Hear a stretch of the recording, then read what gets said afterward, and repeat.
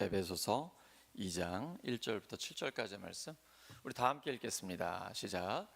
그는 허물과 죄로 죽었던 너희를 살리셨도다.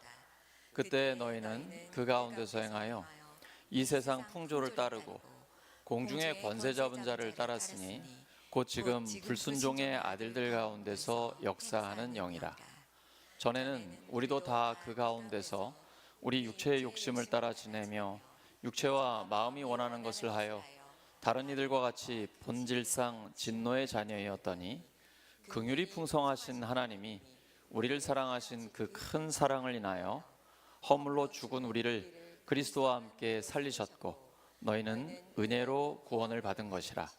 또 함께 일으키사 그리스도 예수 안에서 함께 하늘에 앉히시니 이는 그리스도 예수 안에서 우리에게 자비하심으로써 그 은혜의 지극히 풍성함을 오는 여러 세대에 나타내려 하심이라. 아멘. 교회의 중심, 교회의 중심이라는 제목으로 하나님 말씀 전하겠습니다. 에베소서는 터키 남서부에 있는 에베소라는 도시에 거기에 위치한 교회에 보낸 편지입니다. 교회는 그리스도의 몸입니다. 그리스도는 교회의 머리가 되십니다. 그리스도는 만물의 안에 계시면서 만물을 충만하게 하시는데 교회는 그 그리스도로 충만합니다. 그러므로 교회의 주인은 그리스도이십니다. 그래서 교회의 출발이 중요합니다. 누가 어떻게 어떤 동기로 무슨 목적을 가지고 교회를 시작했는가가 교회는 굉장히 중요하죠. 교회의 시작이 곧 미래를 결정하기 때문입니다. 우리 교회는 1934년 개척됐습니다. 하지만 일제시대에 강제로 폐쇄됐죠. 우리 교단의 전도 표제가 중생성결 신유 재림입니다. 중생, 예수님을 믿고 거듭나는 것이죠. 성결, 거듭난 사람이 하나님 앞에서 구별된 삶, 깨끗한 삶을 살아가는 것입니다.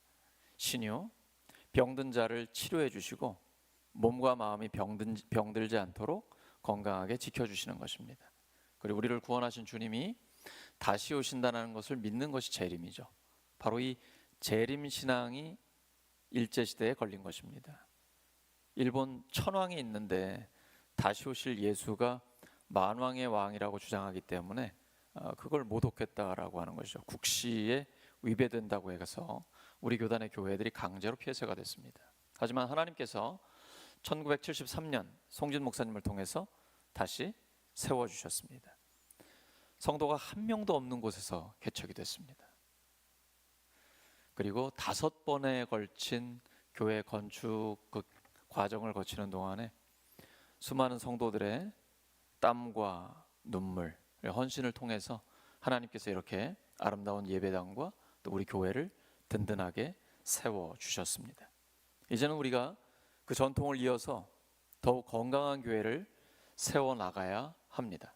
하나님께서 그렇게 해주실 것입니다. 교회의 머리는 예수 그리스도십니다. 에베소서 1장 22절입니다. 기록되어 있죠. 또 만물을 그의 발 아래에 복종하게 하시고 그를 만물 위에 교회의 머리로 삼으셨느니라. 교회의 머리는 오직 한 분밖에 없습니다. 근데 교회에 문제가 생길 때 보면 대개 머리들이 많아서 그렇습니다.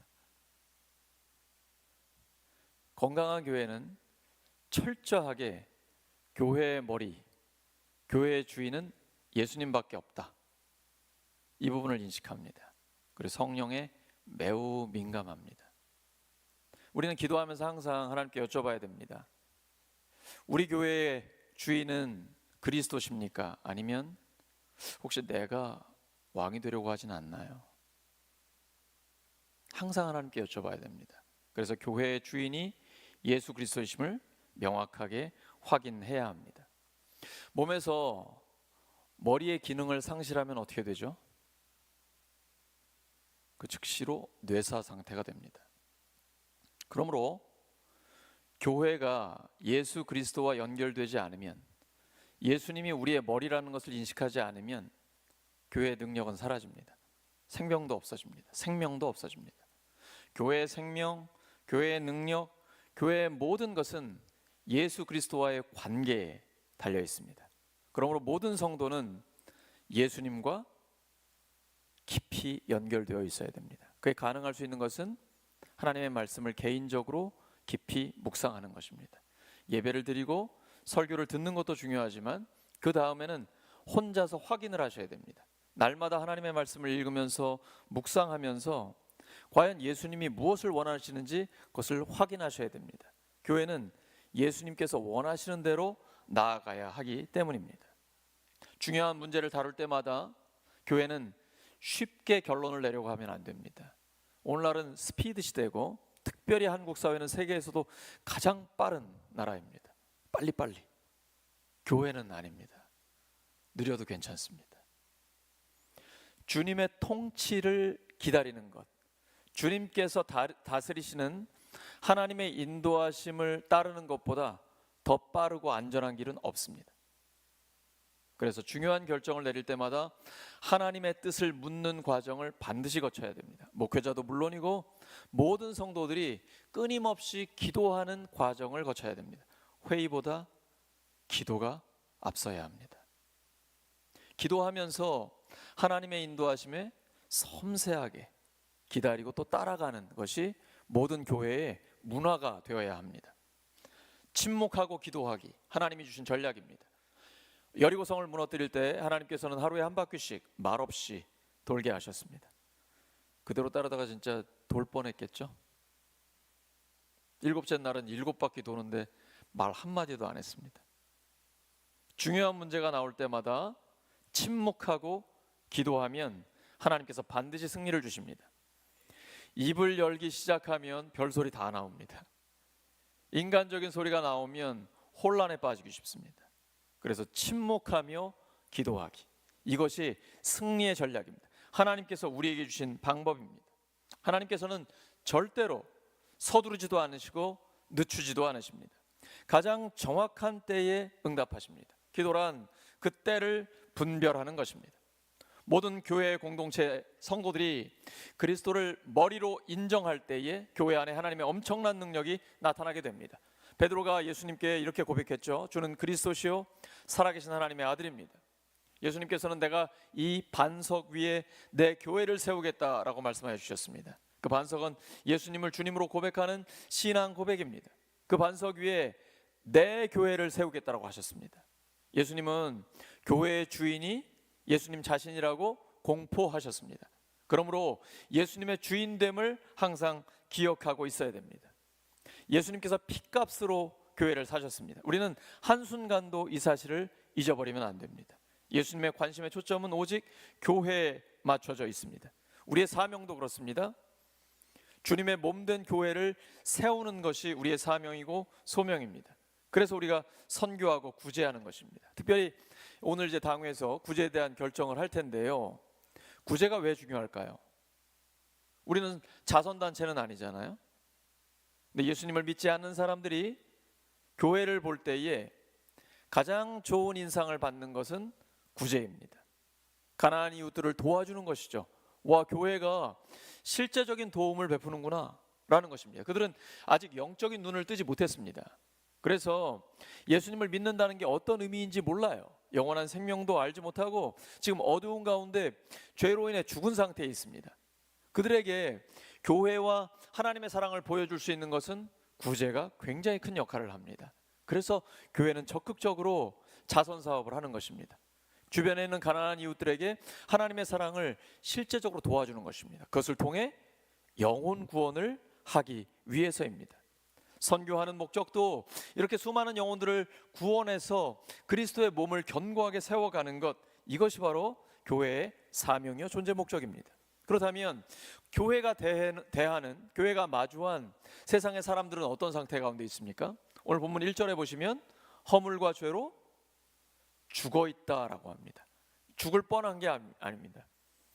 죽을까 하노라도 아닙니다. 성경은 허물과 죄로 이미 죽었다라고 기록하고 있습니다. 죽은 자의 특징이 무엇입니까? 무감각, 무반응. 어제도 제가 우리 음악회에서 복음을 전했는데요. 복음을 전하다 보면 이 사람이 예수님을 믿는 사람인지 안 믿는 사람인지 금방 압니다. 복음을 듣는데 전혀 반응이 없습니다. 또 하나는 죄에 대한 감각이 없습니다. 교회 다닌다고 다 예수님 믿는 거 아니에요. 교회 다닌다고 다 구원받은 거 아니에요. 나 자신을 잘 보셔야 됩니다. 내가 지금 죄에 대한 감각이 있는가 살펴보셔야 돼요.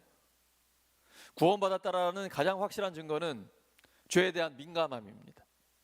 구원받은 사람은 예수님 다시 오실 때 만나야 되기 때문에, 하나님 나 부르시면 천국 가야 되기 때문에 나 자신을 깨끗하게 하기를 원합니다. 조금이라도 생각으로라도, 내가 알지 못하는 사이에라도 죄 짓고 싶지 않아요.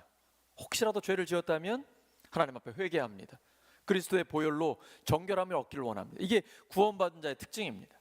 근데 구원받지 못한 사람은 죄에 대해서 무감각합니다. 뭐 이거 이 정도 가지고 다 이렇게 사는 건데, 세상 사람들과 별 차이가 없습니다. 또 영적인 일에 전혀 반응하지 않습니다. 왜 그런 걸 해야 되냐고. 영적인 일에 대한 필요를 느끼지 못합니다. 영적으로 죽어있기 때문입니다. 교회가 상대해야 되는 사람들은 바로 이런 사람들입니다. 허물과 죄로 죽어있는 사람. 또 하나는 그 이후에 이렇게 죽은 사람을 불순종하는 사람이라고 표현하고 있습니다. 오늘 본문의 2절에 보시면 그렇게 나와 있죠. 그 불순종하는 자들 가운데 역사하는 영이 사탄입니다.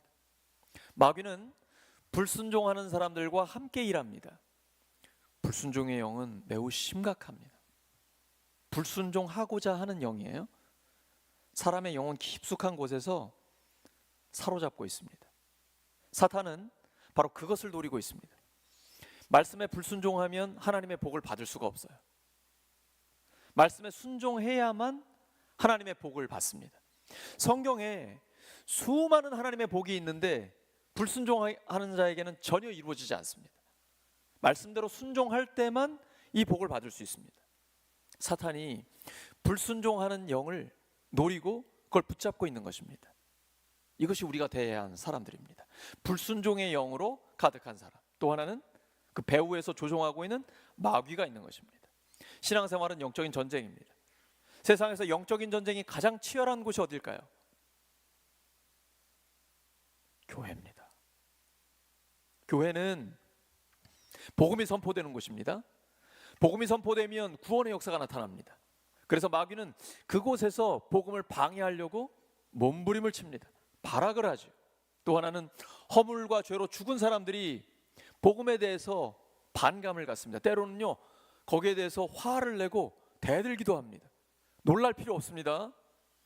복음에 대해서 모르기 때문입니다. 지금 영적으로 죽어있기 때문에 그렇습니다. 또 하나는 불순종의 영에 사로잡혀 있는 사람들입니다. 이 모든 사람들을 구원하는 것이 교회의 사명입니다. 이게 만만치 않습니다. 하지만 가능합니다. 예수님의 피로 충만하게 덮으면 가능합니다. 예수님의 피는 순종의 피입니다. 그는 하나님의 아들임에도 불구하고 십자가에서 고난을 받는 자리까지 순종으로 나아가셨습니다. 그리고 그의 피를 흘렸는데 이 예수님의 피는 우리를 위해 흘리신 순종의 피입니다. 예수님의 피가 우리를 정결하게 합니다. 그리고 예수님의 피를 통해서 우리가 진정한 구원을 받게 됩니다. 이제 순종의 사람으로 변화되게 되는 것이죠. 영이 중요합니다. 스피릿. 이거는 어떤 정신이나 성향을 의미합니다. 이것이 우리 안에 순종의 영이냐 불순종의 영이냐는 매우 중요한 것입니다. 예수님께서 우리에게 보여주신 것은 죽기까지 순종한 것입니다. 예수님은 처음 사역을 시작하실 때 마귀에게 시험을 받으셨습니다. 십자가에 돌아가실 때까지 끊임없이 사탄의 공격을 받으셨습니다. 하지만 다 이기셨습니다. 무엇으로요? 오직 기도와 말씀으로. 기도와 말씀만이 승리의 비결입니다. 교회는 기도와 말씀에 집중하면 반드시 승리하게 되어 있습니다. 마귀는 떠나가게 되어 있습니다. 이러한 교회는 많은 사람들을 구원해야 합니다. 마귀로부터 구원해내야 합니다. 교회는 구원 공동체입니다. 에베소 2장 8절입니다. 여러분 읽겠습니다. 시작.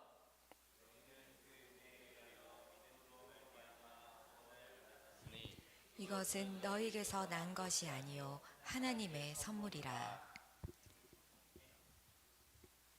교회는 철저히 구원 공동체입니다. 하나님의 은혜를 인하여 믿음으로 말미암아 구원을 받았습니다. 하나님의 선물입니다. 예수님의 피값으로 사셨기 때문에 우리가 구원을 받는 데 있어서는 우리의 공로가 전혀 없습니다. 어떤 행위로도 하나님의 나라를 우리가 상속받을 방법은 없습니다. 하나님이 직접 사람 되어 오셔서 우리를 위해 죽으시고 부활하셨습니다. 그 예수님의 공로 때문에 하나님의 은혜로 우리는 구원을 받게 됩니다. 그리고 예수님과 함께 하늘에 앉히셨다라고 합니다. 이게 무슨 뜻일까요? 부활하신 주님은 하나님의 보좌 우편에 앉으셨습니다. 근데 우리가 그리스도 안에서 함께 하늘에 앉힌 바 되었습니다. 그것은 이제 우리가 하나님과 친밀한 교제를 나눌 수 있다는 것입니다. 또 하나는 마귀의 지배 영역에서 벗어났다는 거예요. 우리의 영적인 상태를 표현하고 있습니다. 이제는 마귀로부터 해방돼서 하나님과의 친밀한 교제가 가능한 것입니다. 이제는 어둠에서 불러내어 빛의 자녀로서 하나님의 영광을 위해 살아갈 수 있게 된 것입니다. 이제 그러면 우리 교회의 중심에는 무엇이 있습니까? 예수님의 십자가와 부활의 복음이 있나요? 이 복음을 통해 계속해서 거듭나는 역사가 일어나고 있습니까? 복음으로 충만하여 새 사람으로 변화되는 이러한 일들이 우리 교회에 계속 일어나고 있나요? 하나님의 역사가 나타나고 있습니까? 여기에 교회의 모든 것이 달려 있습니다. 그런데 일부 어떤 교회들을 보면 이 복음만으로는 부족하다고 생각하는 것 같습니다. 그래서 회사에서나 쓰는 마케팅의 방법을 쓰는 경우도 있어요. 그러면 교회가 무너집니다. 복음만으로는 안 될 것 같아서 인간적인 방법을 쓰기 시작하면 그때 잠깐은 되는 것 같습니다. 하지만 결국은 안 됩니다. 그런 인간적인 방법으로는 교회를 세울 수 없습니다.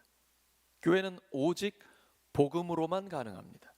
사도 바울은 로마서 1장 16절에 외칩니다.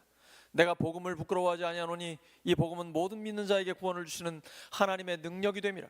복음으로 충분합니다. 복음으로 전하면 됩니다. 성경 전체의 핵심은 복음입니다. 예수님의 십자가와 부활의 복음에 초점이 맞춰져 있습니다. 이 복음이 선포되고 복음의 정신으로 살아갈 때 사람들이 살아나고 교회는 든든하게 세워지는 것입니다. 예수님께서는 복음으로 교회를 하나 되게 하십니다. 모든 막힌 담을 다 허물어뜨립니다. 하나님과 우리 사이의 관계, 사람과 사이에 막혀있는 모든 담을 다 무너뜨려 주십니다. 그리고 평화를 주십니다. 그래서 복음이 강한 교회는 화목합니다. 그 교회가 지금 복음이 선포되고 있고 복음대로 살고 있는지를 보면 압니다.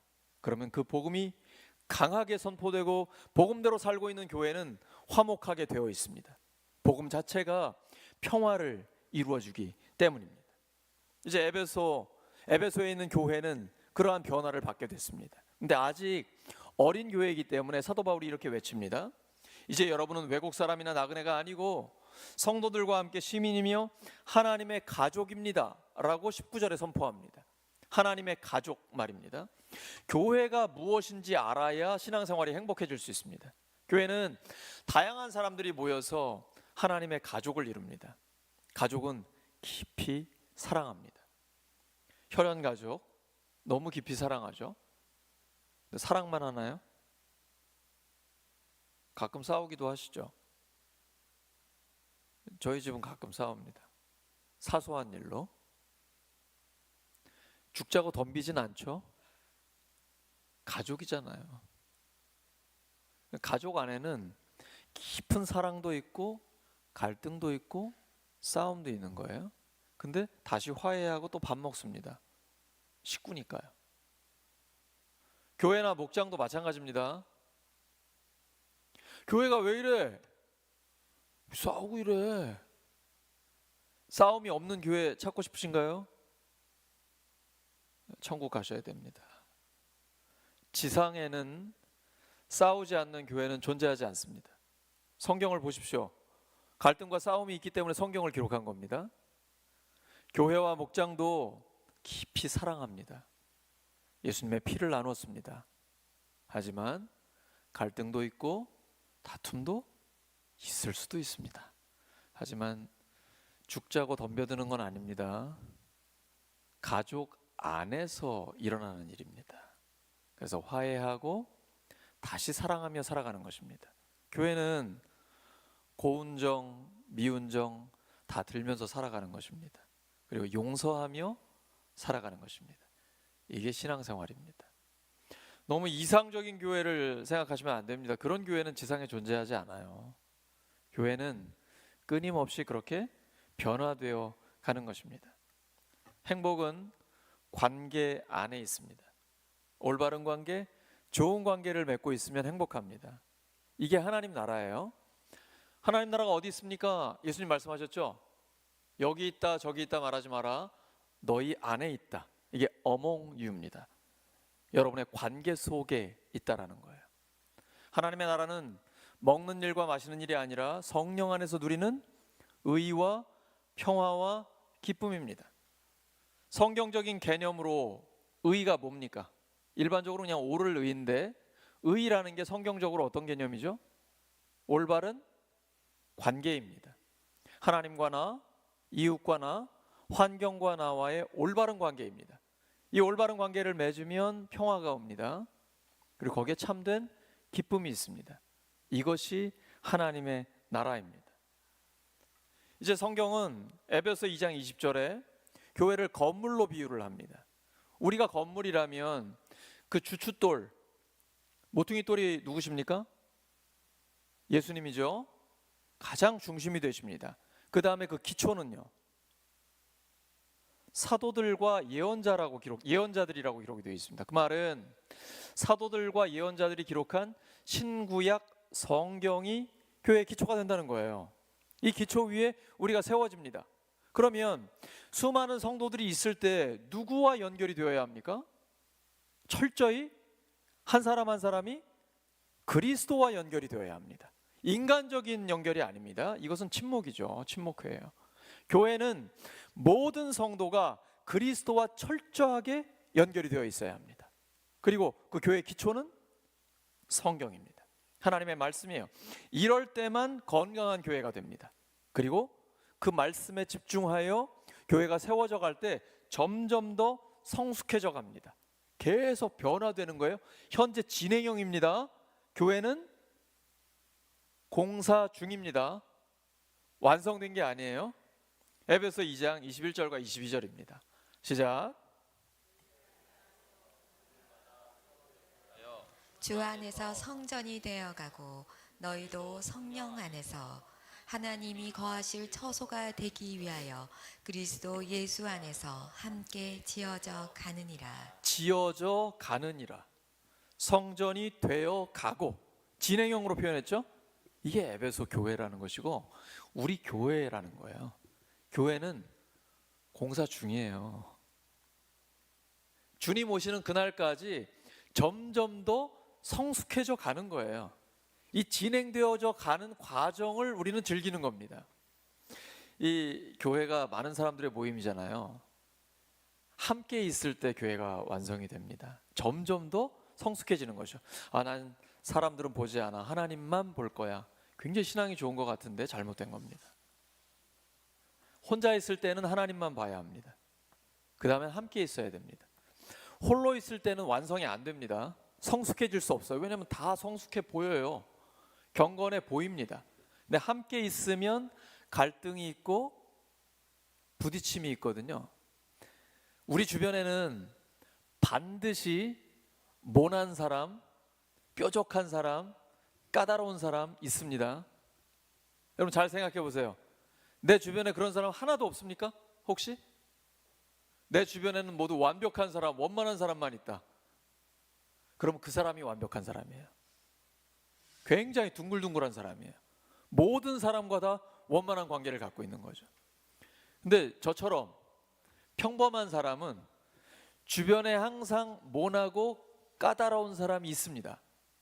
왜 하나님께서는 우리 주변에 이렇게 힘든 사람들을 두실까요?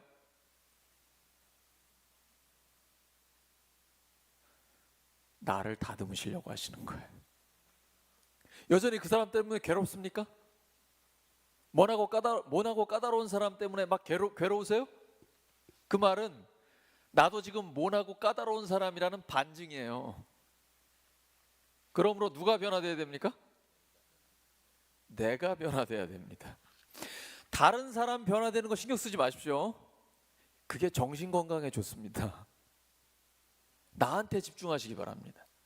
신앙생활은 나의 변화에 집중하는 거예요. 그러면 하나님이 계속 나를 변화시켜 주십니다. 에베소 2장 10절이죠. 너는 하나님의 작품이다, 걸작품이다 라고 말씀하세요. 그렇게 만들어 가시는 거예요. 이게 행복한 거잖아요. 나의 변화, 끊임없는 성장과 성숙. 사도 바울은 다른 사람들을 대할 때 자기가 맞춰준다고 그랬어요. 유대인들한테는 유대인처럼, 이방인들한테는 이방인처럼, 가난한 자에게는 가난한 자처럼, 율법이 있는 자에게는 있는 자처럼, 율법 없는 자에게는 없는 자처럼. 왜요? 한 사람이라도, 몇 명이라도 더 구원하고 싶어서 그 사람들에게 맞춰준다라는 거예요. 인간관계는 다른 사람을 바꿔가지고 내 마음에 맞추는 게 아니죠. 진리의 문제가 아니라면, 본질적인 문제가 아니라면 나를 맞춰서 다른 사람들에게 맞춰주는 것입니다. 저희 이제 목회자들끼리 이렇게 얘기하면 저희가 다 3명 다 다르잖아요. 먹는 양도 다르고. 그러면 서로 이렇게 얘기해요.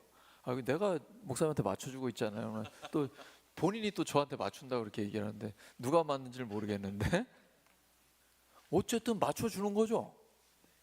이게 교회예요. 이게 사도 바울이 보여준 교회의 모범이에요. 내가 다른 사람들에게 맞춰주는 거예요. 희한한 사람들 많습니다. 근데 우리 교회는 계속해서 여러 다양한 사람들이 오실 거예요. 희한한 사람들이 올 수도 있어요. 그런 사람들까지 품어줘야 교회입니다. 건강한 교회예요. 건강한 공동체입니다. 옆 사람 축복해 주시기 바랍니다. 희한한 사람들도 품어주시기 바랍니다.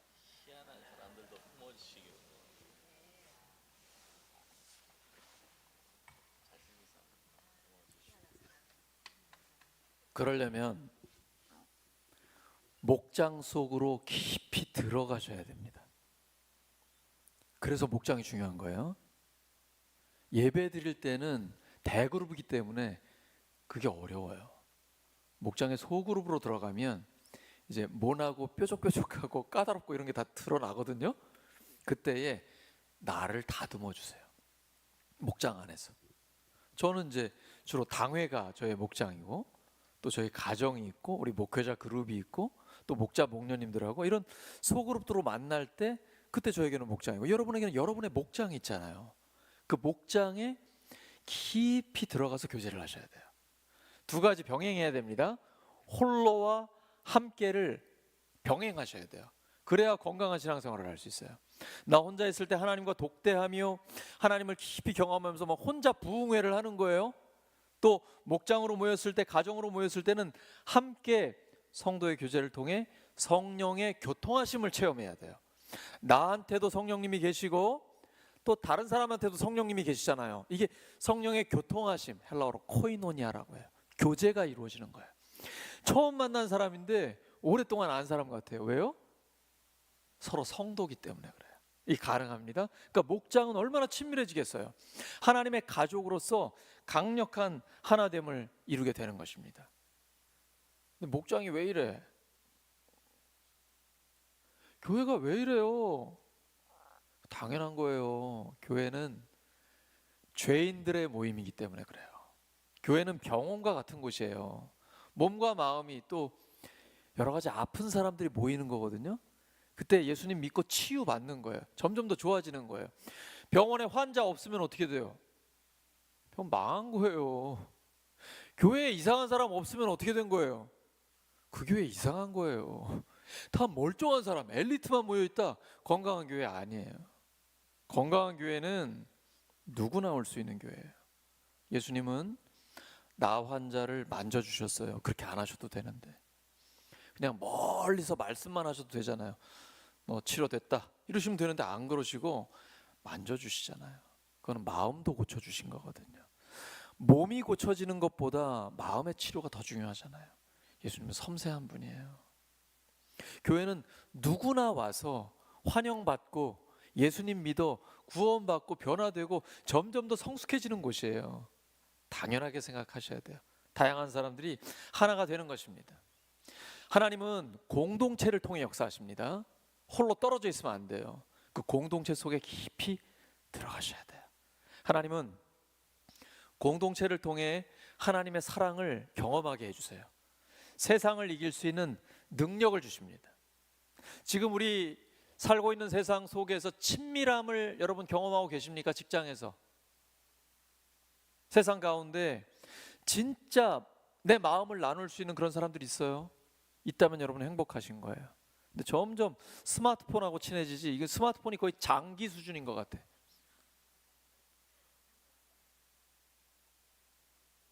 진짜 사람과의 친밀함이 없어요.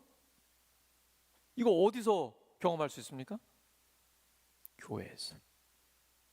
교회는 진짜 영혼과 영혼이 만나는 곳이에요.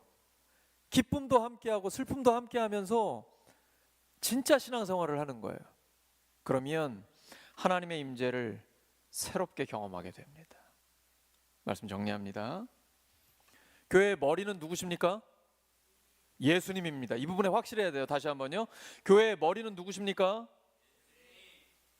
그 교회는 구원 공동체입니다. 철저히 사람을 살리는 공동체입니다. 교회는 공사 중입니다. 계속해서 성숙해지고 점점 더 예수님을 닮은 사람들로 변화되어 가는 것입니다. 이러한 하나님의 뜻에 순종하여 하나님이 기뻐하시는 우리 교회가 되기를 예수 그리스도의 이름으로 축원합니다. 함께 합심하여 기도합니다.